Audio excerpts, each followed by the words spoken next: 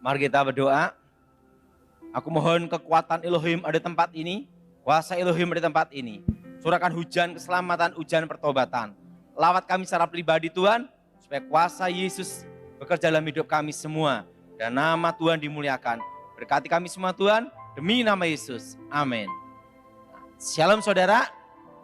Nah, sebelum kita tanya jawab, kita akan bahas tentang minyak urapan. Apa saudara? Sebenarnya saya belajar minyak urapan itu dari pengalaman hidup, bukan doktrin.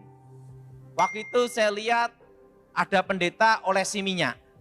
Ada pendeta olesi minyak. Saya tidak ngerti itu saudara. Nah, pada waktu saya bertobat, saya hanya ngelihat aja. Dan suatu kali saya praktekkan. Di situ saya baru mengerti bahwa minyak urapan itu ada maksudnya. Yang pertama, minyak urapan itu adalah tanda itu milik Tuhan. Pengalaman tentang minyak urapan itu diawali tahun 93. Suatu kali saya mendoakan seorang ibu, ibunya ini bukan orang Kristen. Dan ibunya ini terlibat namanya jimat-jimat kuasa kegelapan. Suatu kali jimatnya itu dibakar, dimusnahkan. Pada waktu dibakar, dimusnahkan, waktu itu kan saya kurang pengalaman saudara. Jadi saya doain dalam nama Yesus, setelah itu saya bakar jimatnya. Pada waktu saya bakar jimatnya, hari ini dibakar, besoknya terjadi satu kasus. Yaitu apa? Setan yang ada di jimat itu bawa ibu ini, rohnya keluar. Yaitu mati suri. Dan waktu itu saya dituntut sama anaknya. Anaknya bukan orang Kristen juga. Saya bingung ini. Ini kalau mati suri terus, nasib saya gimana? Nah waktu itu saya bingung, saya berdoa. Nah waktu saya berdoa, saya doa. Saya ngomong, Tuhan kali ini perlu Engkau menolong saya. Saya doa di dalam nama Yesus, segala setan, segala jin, segala roh jahat keluar. Setelah itu saya mikir, ini setannya sudah keluar, tapi rohnya keluar, gimana nih? Tiba-tiba Tuhan kasih hikmat saya. Katakan dalam nama Yesus, roh ibu ini kembali ke tubuh ini. Dan ibu ini napasnya udah berhenti. Saya doa di dalam nama Yesus, segala kuasa setan, kuasa jimat, kuasa gelap yang mengikat roh ibu ini, kami hancurkan dalam nama Yesus.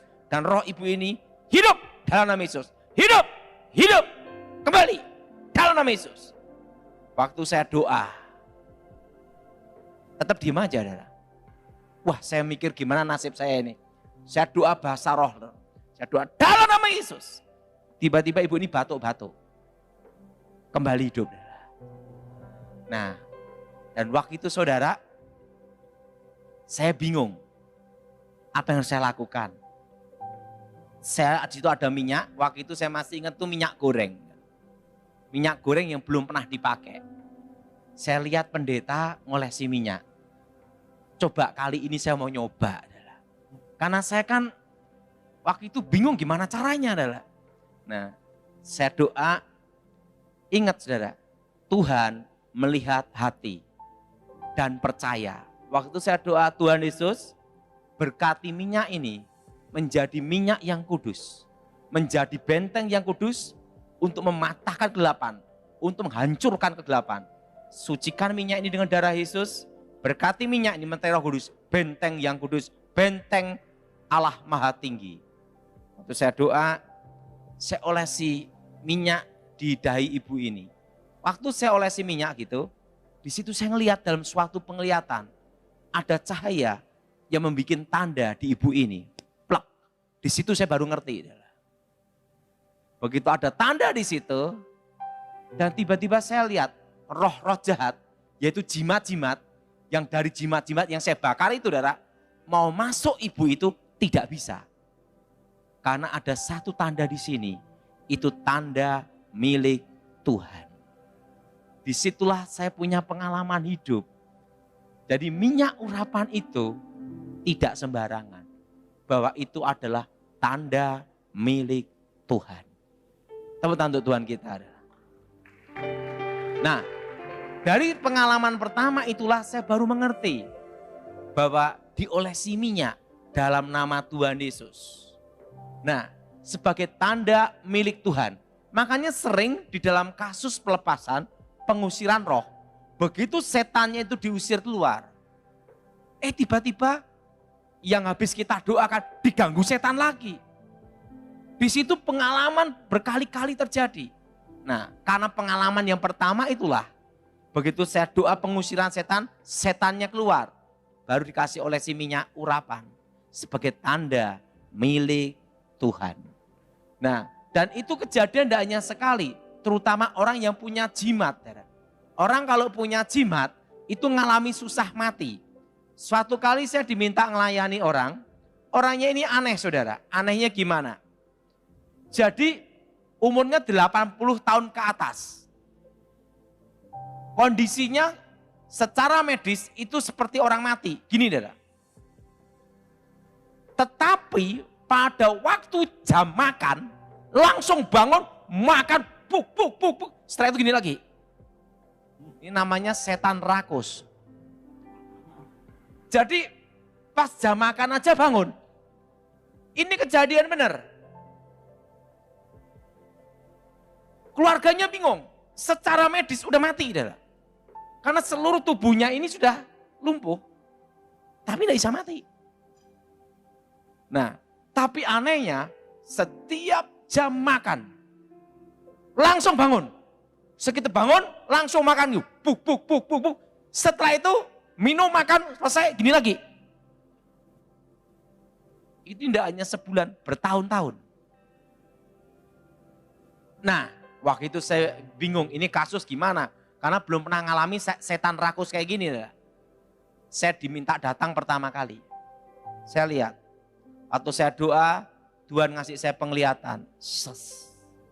Waktu Tuhan ngasih saya penglihatan, saya lihat. Di dalam tubuh ibu ini ada pusaka keris. Yang ditanam dalam badannya, jiwanya tersandra. Artinya jiwanya ini tertahan. Rohnya tidak bisa keluar. Nah, waktu itu saya doa. Waktu saya doa saya mikir. Ini kalau habis saya doain mati nanti saya dituntut nanti ini. Sebelum saya doain saya minta keluarga dikumpulin dulu. Nah setelah keluarga dikumpulin. Waktu keluarga dikumpulin saya ngomong. Ini kalau saya doakan berangkat gimana? Maksudnya berangkat gimana? Ya mati. Jadi kalau ini saya doa ngasih tiket berangkat. Gimana? Udah siap. Karena ini sudah waktunya. Tetapi karena kekuatan jimat itu nggak bisa mati. Percaya atau tidak, orang yang punya jimat kalau belum dilepas susah mati. Nah, waktu itu saya lihat keluarganya kumpul-kumpul, ambil keputusan. Baik, silakan. Benar ini, silakan. Ya udah. Saya doa dalam nama Yesus, setan keluar. Ini pengalaman hidup saya, bukan doktrin. Pengalaman orang yang susah mati, semua kekuatan jimat, kekuatan pusaka, itu terpusat ada di 3 titik.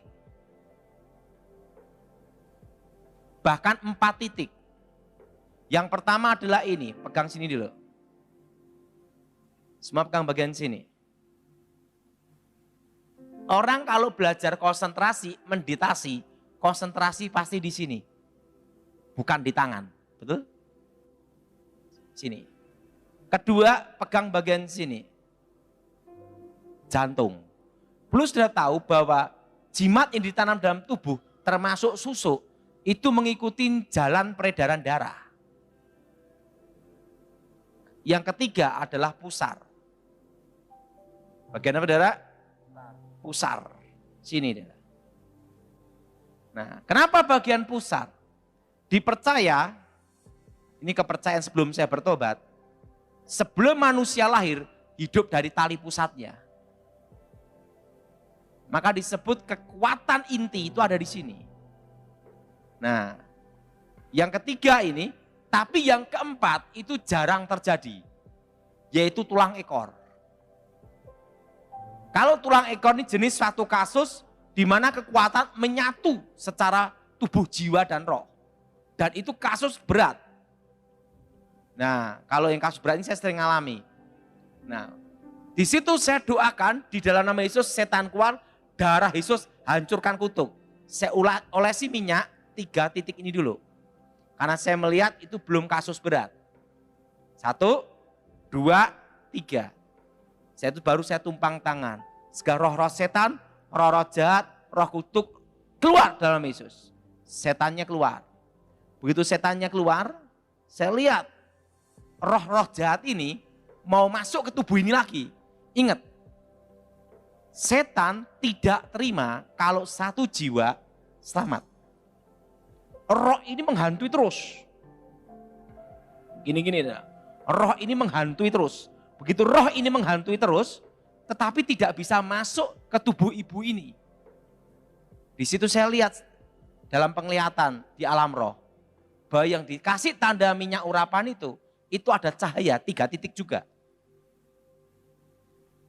Setelah itu saya doakan, besoknya meninggal. Jadi minyak urapan itu jangan diremehkan. Makanya kadang itu saudara, orang itu mengatakan minyak urapan gini-gini nih, ngapain diributkan? Kalau enggak setuju ya diem aja lah. Wong kamu setuju protes atau tidak, enggak ada yang rugi, enggak ada yang untung. Tapi itu ada gunanya. Bahwa itu adalah tanda milik Tuhan. Amin. Amin.